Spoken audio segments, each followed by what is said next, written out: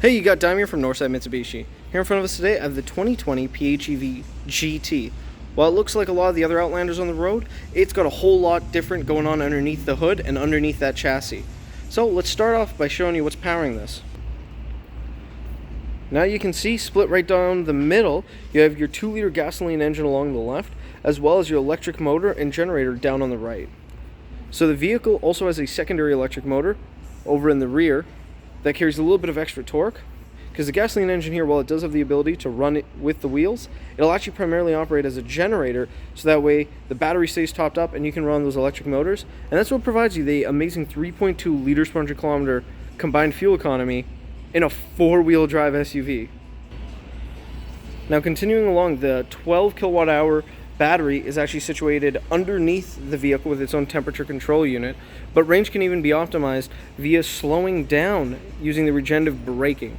So the wheels will actually slow down from the electric motors rather than using the brake pads, both extending the life of the brake pads and extending the range of the vehicle on a drive. Going on into the diamond stitched leather interior, 8-way power adjustable with lumbar and heated for driver, passenger, and even on the steering. Now, when I put my foot on the brake and push to start, I don't have to hear a single sound because it does not need to engage the gasoline engine for this.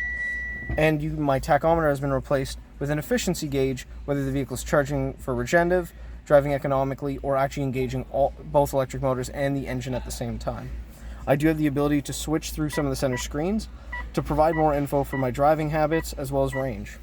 Now going to the center screen, while it does have all the luxuries and amenities for 360 cameras and Android Auto, Apple CarPlay, you can see I can actually see exactly where the vehicle's headed and even switch to the camera in the front.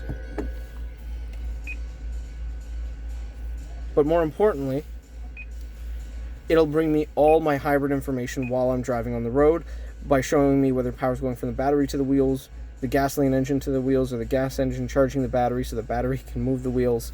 Really helpful to figure out the way the vehicle drives, because the computer can do everything for you, but you can engage yourself quite a bit more.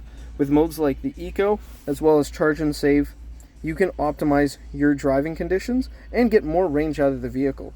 And with smaller trips, you can put it into full EV mode, so that way you can just go home, plug it in and charge, and then not even use a drop of gasoline.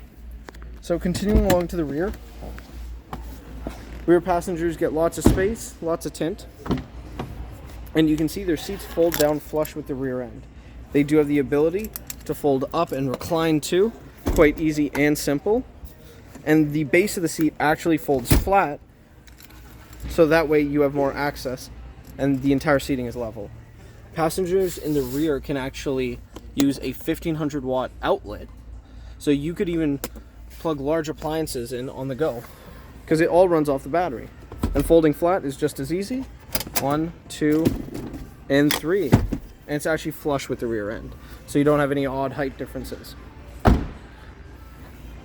Now, to the rear end. While set to a manual mode, this does have the powered tailgate, which I can unlock directly from the key fob with an interior kill switch.